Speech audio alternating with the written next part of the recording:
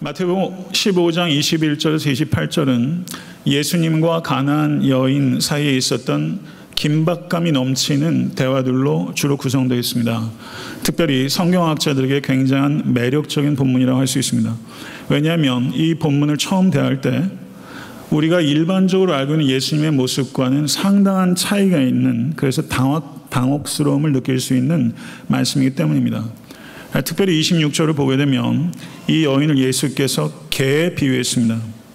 충격적이기까지 한 것입니다. 표면적으로 보게 되면 예수님은 남성 우월주의자 혹은 민족주의처럼 보이기까지 하는 것입니다.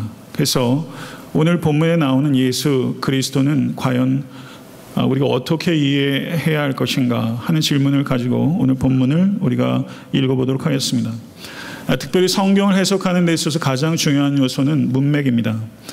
오늘 본 말씀 15장 21절 28절의 내용을 바르게 이해하기 위해서는 적어도 15장 1절에서 20절까지의 내용을 저희가 봐야 됩니다. 거기에서 예수께서 손을 씻는 문제로 바리새인들과 심각한 논쟁을 벌였습니다.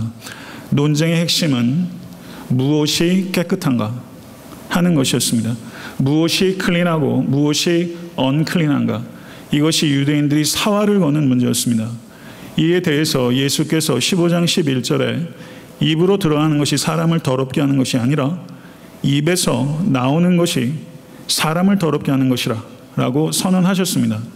그리고 18절과 19절에서는 입에서 나오는 것들은 마음에서 나오나니 이것이야말로 사람을 더럽게 하느니라. 마음에서 나오는 것은 악한 생각과 살인과 간음과 음란과 도둑질과 거짓 증언과 비방이니 이런 것들이 사람을 더럽게 하는 것이요 씻지 않은 손으로 먹는 것은 사람을 더럽게 하지 못하니라 라고 설명하셨습니다. 예수님께서는 참된 정결은 무엇인가? 그것은 잔과 주발과 놋그릇을 씻고 손을 부지런히 씻는 바깥의 문제, 외관상의 문제가 참된 정결이 아니라 내면적이고 도덕적인 문제라는 것을 예수께서 선언하시고 설명하신 것입니다. 그리고 예수님께서 유대 땅을 떠나사 오늘 21절을 보게 되면 두로와 시돈 지방 이방 땅으로 들어가셨습니다. 이방 땅은 unclean land입니다.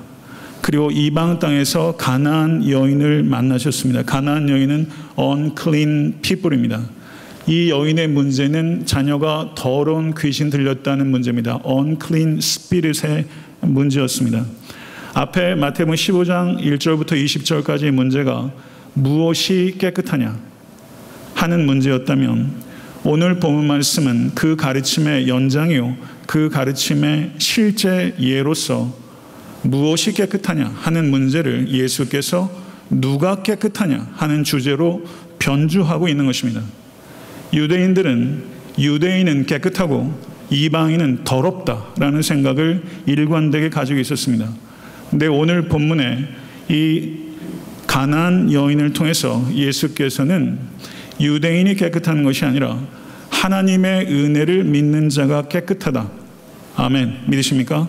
이것이 복음입니다. 유대 종교 지도자들과 첨예한 논쟁 끝에 위기감이 극도로 고조됐고 예수께서 유대 땅을 탈출하다시피 떠나셔서 두로와 시돈 땅으로 들어가셨습니다. 성경을 보게 되면 이렇게 두로와 시돈이란 지역이 종종 묶여서 나타날 때가 많이 있는데 두로와 시돈이 상징하는 바는 구약 성경에서 특별히 이방신과 비윤리적 행동으로 점철된 하나님의 진노가 떨어져 마땅한 대표적인 이방 지역, 그것이 바로 두로와 시돈 지방인 것입니다.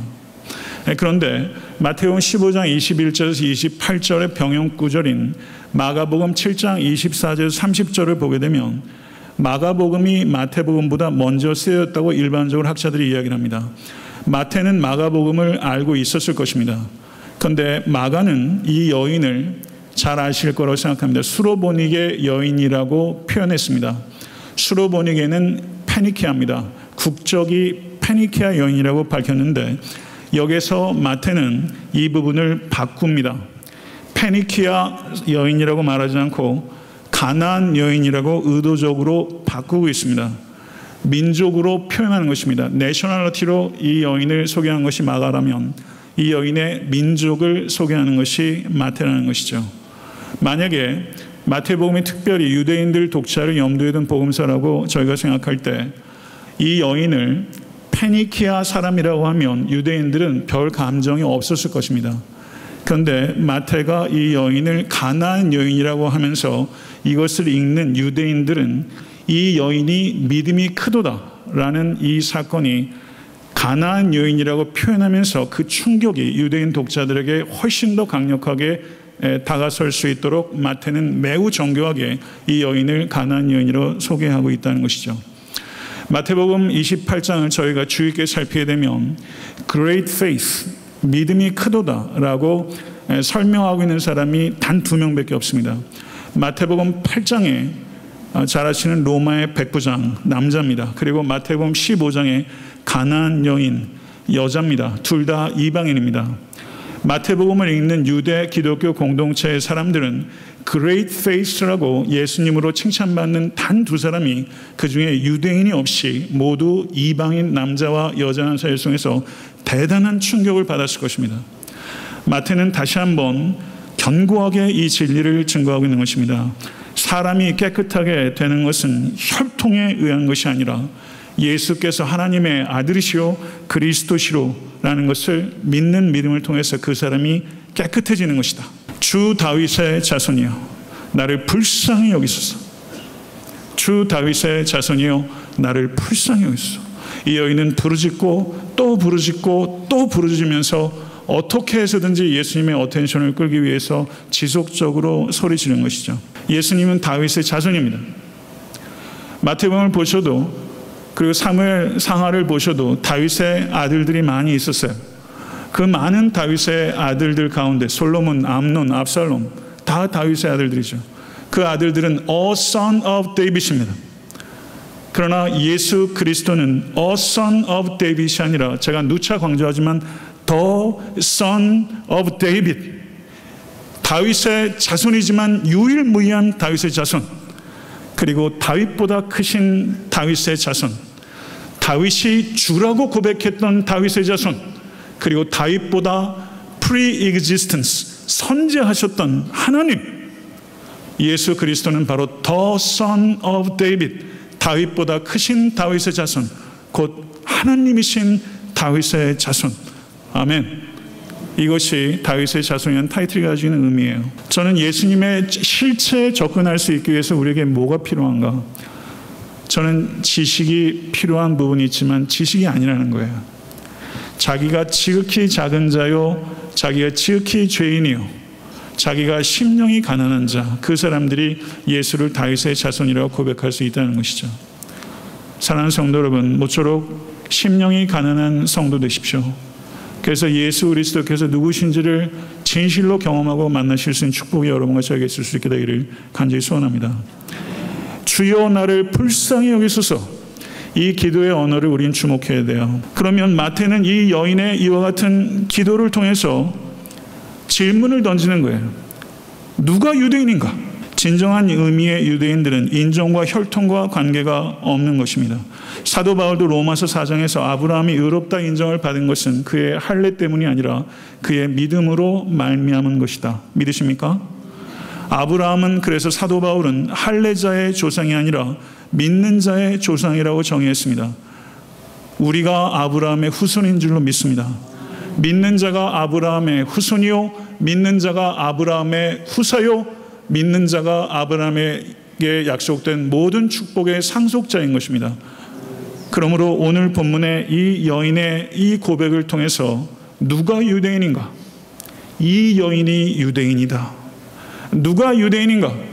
예수를 주와 그리스도로 영접한 여러분과 제가 유대인이다. 성경은 사실 그것을 이야기하고 있다는 것이죠. 그런데 성도 여러분, 이 여인의 이 절박한 요구에 대해서 예수님의 반응은 무반응입니다. 이것을 한 성경학자는 stony silence라고 표현했어요. 돌처럼 예수께서 침묵하셨다. 한 말씀도 하지 아니하셨어요. 예수께서는 성육하신 말씀이신데 말씀이신 분이 말씀하지 아니하셨다. 주님께서 제자들에게 말을 해요. 나는 이스라엘 집에 잃어버린 양 외에는 다른 데로 보내심을 받지 아니하였노라. 그런데 우리가 마태복음 10장 5절에서 6절을 한번 살펴봐야 될 필요가 있습니다. 마태복음 10장 5절에서 6절 다 같이 한번 읽겠습니다. 시작. 예수께서 이 12를 내보내시며 명하여 이르시되 이방인의 길로도 가지 말고 사마리아인의 고을에도 들어가지 말고 오히려 이스라엘 집에 잃어버린 양에게로 가라. 예수님께서 제자들을 선교 여행을 보내면서 선교의 원칙을 정하셨어요.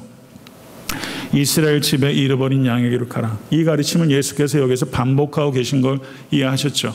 그런데 마태복음 28장 19절에서 20절 한번 보겠습니다. 마태복음 28장 19절에서 20절 다시 한번 읽겠습니다. 시작. 너희는 가서 모든 족 민족을 제자로 삼아 아버지와 아들과 성령 이름으로 세를 베풀고 내가 너희에게 분부한 모든 것을 가르쳐 지키게 하라. 볼지어다 내가 세상 끝날까지 너희와 항상 함께 있으리라 하시니라. 아멘. 예수님께서 선교 대위임 명령을 주셨어요. 마태복음 10장 5절과 6절의 명령과 마태복음 28장의 명령이 상충합니다. 앞에서는 이방인의 길로 가지 말고 사마리아인의 고을에 들어가지 말고 오히려 이스라엘 집에 잃어버린 양에게 가라. 28장 부활하시고 승천하기 직전에 예수께서는 너희는 가서 모든 민족을 제자로 삼으라. 두 가지 선교 명령이 상충합니다. 여기서 우리는 마태복음을 읽는 공동체, 마태 공동체가 어떤 공동체였을까를 생각해야 될 필요가 있습니다. 우리가 사도행전에서 예루살렘과 온 유대 사마리아 땅끝까지 복음을 증거하라고 성령이 임했지만 실제 베드로가 고넬료에게 나아간 것은 사도행전 10장입니다. 베드로가 이방인 선교에서 굉장히 미온적이고 소극적이었어요. 그런데 환상을 통해서 베드로를 거의 강간하다시피 밀었고 실질적으로 자발적인 이방인 선교는 11장에 일어납니다.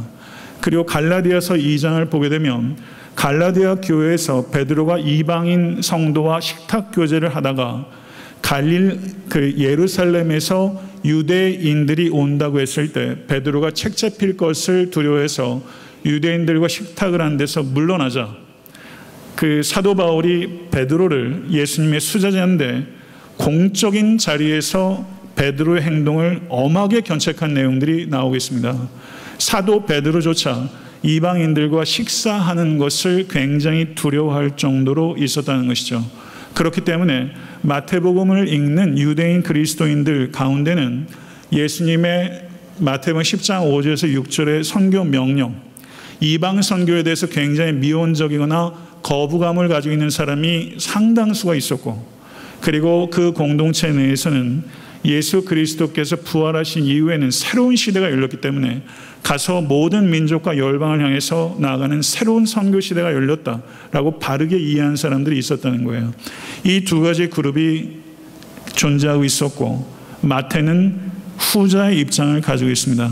그러면 마태복음 10장의 선교 명령과 마태복음 28장의 선교 명령 중간에 마태복음 15장의 사건이 있는 것이고 이 두 개의 선교 명령 사이에 마태복음 15장은 징검다리와 같이 있는 것입니다. 오늘 본문에서 예수께서는 마태복음 10장 5절과 6절의 선교 명령을 반복하십니다. 그렇지만 결과는 어떻게 했습니까? 그 여인에게 그 가정에 구원을 베푸셨습니다. 예수께서 공생의 기간 동안에서도 공식적으로 이방인 선교가 열린 것은 아니지만 예수께서는 예외적으로 이방인 선교를 하셨다는 증거로 마태가 제시하는 것이고, 요한복음 4장에 예수께서 사마리아를 통과하여야 하리라 라고 말하면서 거기에 must라는 조동사가 사용되고 있습니다. 그래서 거기에서도 예외적인 이방인 선교, 사마리아 땅 선교가 예수의 공생의 기간에도 있었다는 것을 마태가 이야기함으로써 선교가 유대인들에게만 제한되어야 한다는 원리는 극복되어야 하는 과거의 원리다.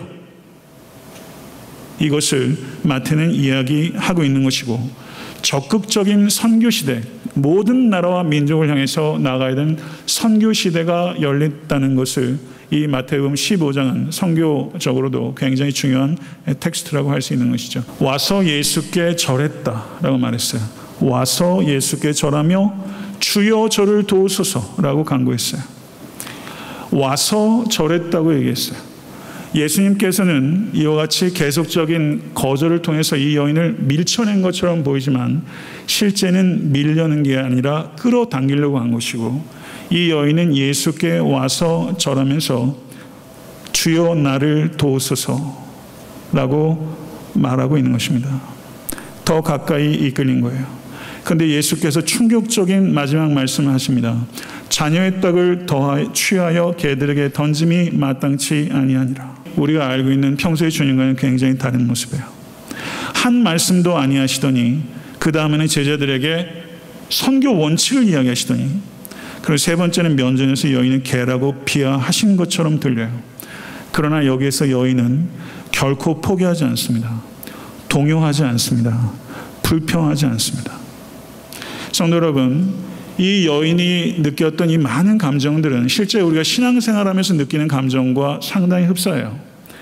우리가 기도하면서 하나님께서 우리에게 잘 말씀 안 하세요.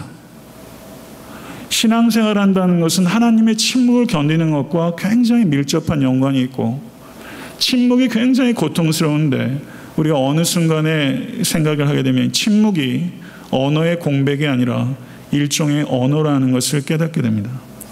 침묵이 언어라는 것을 깨달아야 하나님을 이해할 수 있게 돼요. 그리고 이 여인이 궁극적으로 말하는 게 뭐냐면요, 주여 올소이다.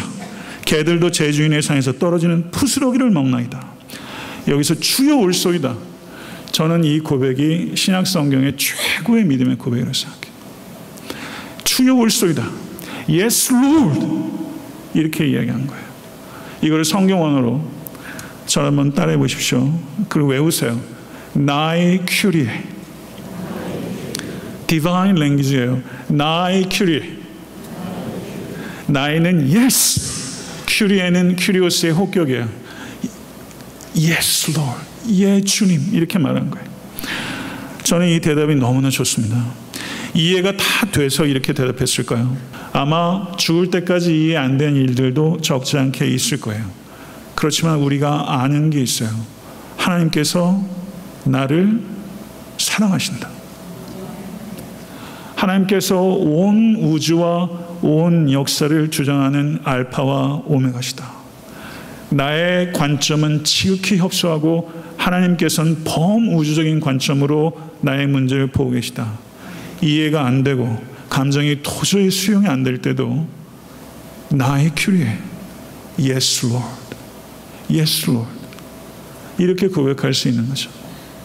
911 때 애들 여럿을 두고 911 사고로 비행기에서 죽은 토드란 남편을 잃어버렸던 리사란 여인이 미국 인터뷰에 나오고 글을 쓴 걸 제가 봤어요. 그 사람이 그렇게 말했어요. 나는 내 남편을 잃고 그리고 졸망졸망 애들을 남기고 내 사랑하는 남편이 죽은 것을 이해하고 싶지도 않고 그것이 나에게 고통으로 다가옵니다. 그렇지만 온 우주를 주관하신 하나님의 관점에서 그 여인이 그렇게 말했어요. I'm okay. I'm okay. I'm okay로 말하는 것이 저는 제 귀에는 나의 큐리에 Yes, Lord라고 들리는 거죠. Yes, Lord. 나의 큐리에. 아이슈비츠에 가보셨습니까? 제가 보스턴에 공부할 때도 보스턴 그 한복판에 유대인의 희생을 기념하는 그런 곳이 있어요. 아이슈비츠의 한 초라한 임시 막사에 있었던 곤고한 유대인이 밖을 무심코 쳐다봅니다. 서쪽 하늘에 붉은 노을이 짙게 연출되는 것에 순간적으로 자신의 처지를 잊어버렸어요. 그리고 붉은 노을의 광경에 완전히 매료됐어요. 그리고 이 유대인 포로가 한마디를 해요. 세상이 이렇게 아름다울 수 있다니. 세상이 이렇게 아름다울 수 있다니. 그렇게 혹독한 삶의 현실 속에 있으면서 소설보다 더한 환경 속에 있으면서 세상이 이렇게 아름다울 수 있다니. 제가 이 부분을 책을 읽으면서 얼마나 감동이 되는지. 세상이 이렇게 아름다울 수 있다니.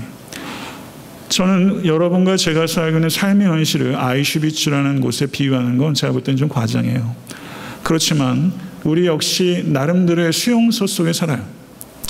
그런데 아이슈비츠에 있었던 이 유대인들, 아이슈비츠를 만든 것도 인간이고 아이슈비츠에서 세상에 이렇게 아름다울 수 있다니라고 말할 수 있는 성자도 인간이에요.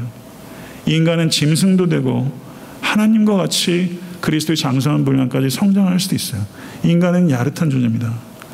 아이슈비츠라는 역경을 뛰어넘어서 그 담장 너머로 이면을 바라볼 수 있었던 사람, 세상에 이렇게 아름다울 수 있다니, 표면 너머의 이면을 내다볼 수 있는 사람, 저는 붉은 노을의 아름다움보다 이렇게 고백하고 발견할 수 있는 사람이 더 아름답다. 저는 가나안 여인이 나의 큐리에 예스 롤 라고 고백하는 이 순간, 저는 이 여인이 아름답다. 인간다운 인간, 성도다운 인간.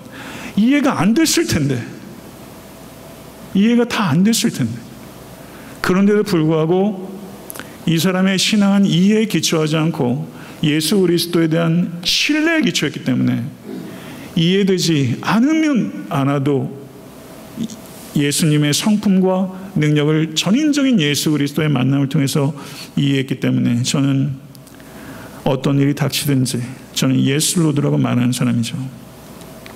개들도 제 주인의 상에서 떨어지는 부스러기를 먹나이다.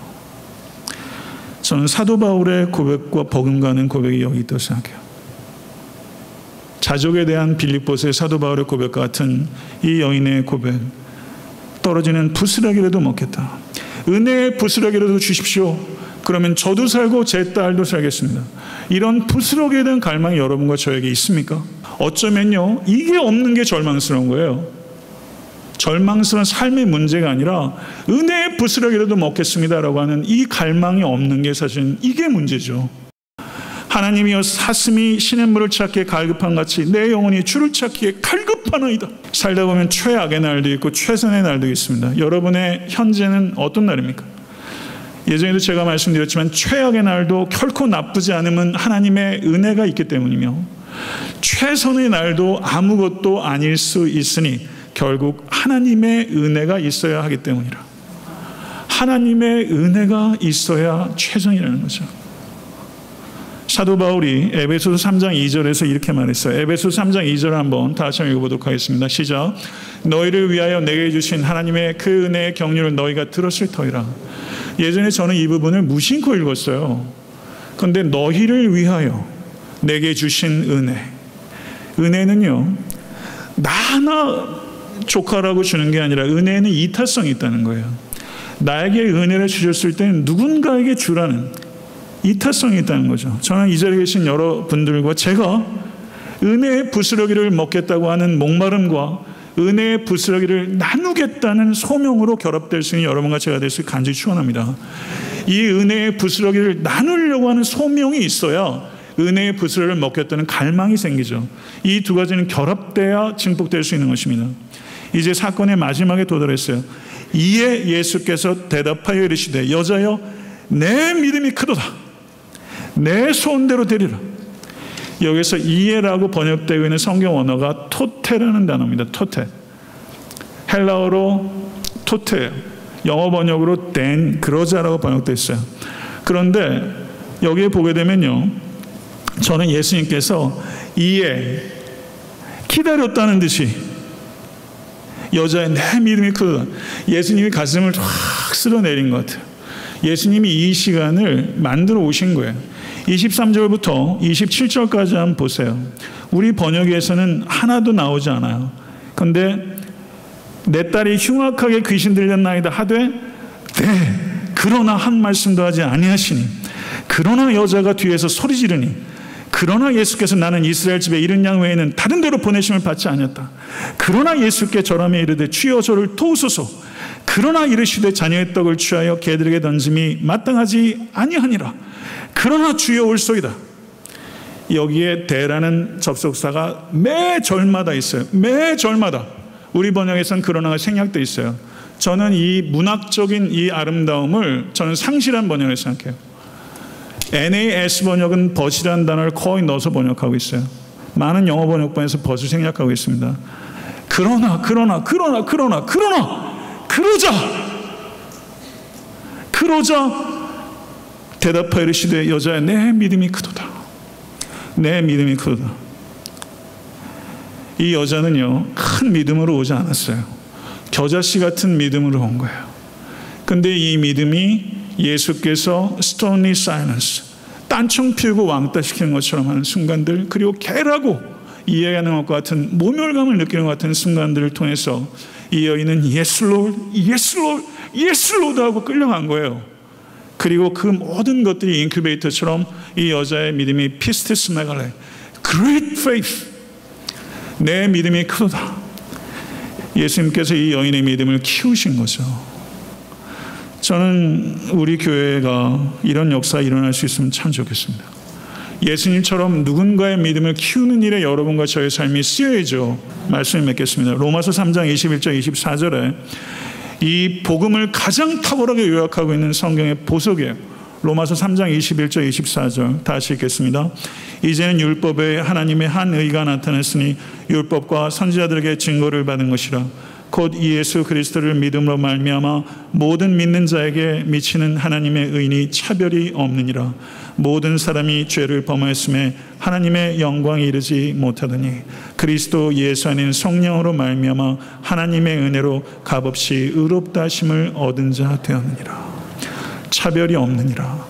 하나님의 은혜로 값없이 의롭다 여김을 받은 자가 여기 있는 것입니다. 이 여인이 바로 그 여인이에요. 갈라디아서 6장 14절에 내게는 우리 주 예수 그리스도의 십자가 외에는 결코 자랑할 것이 없으니. 예수님께서 이 여인의 믿음을 칭찬하셨지만 이 여인은 자신의 믿음을 자랑하지 않았어요.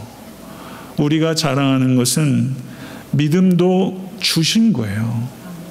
믿음 주심도 감사하고 우리가 자랑하는 것은 예수 그리스도의 보혈이지 우리의 믿음이 아니에요. 귀신 들린 딸과 같이 사탄의 종로로 타는 사람들이 우리 가족에도 교회 밖에도 얼마나 많은지 몰라요. 이 가나안 여인처럼 그 사람을 내 마음속에 품으십시오. 그리고 불굴의 의지를 가지고 그 영혼을 위해 기도하실 수 있게 되길 간절히 바랍니다. 이 여인처럼 포기하지 않고 Yes Lord, Yes Lord 하면서 끌려가다 보면요, 어느 순간에 때가 이르면 내 소원대로 되리라. 내 소원대로 되리라. 우리 자녀들도 그렇게 돌아오고 우리 여러분들께서 영적으로 훼손하기 위한 사람들이 그렇게 돌아오고 Yes Lord, 나의 규리 주님 오셨습니다. 성도 여러분, 아이슈비츠의 포로가 아비슈비츠의 담장 너머의 이면을 봤던 것처럼 여러분과 제가 사는 이 시대는 이 세대, this age라고 표현합니다. 그러나 우리는 오는 세대를 맛본 사람이에요. 우리는 오는 세대를 보는 사람이에요. 오는 세상을 바라보십시오. 오는 세상을 바라보고 다시 한번 말합니다. 나의 큐리, Yes Lord, Yes Lord, Yes.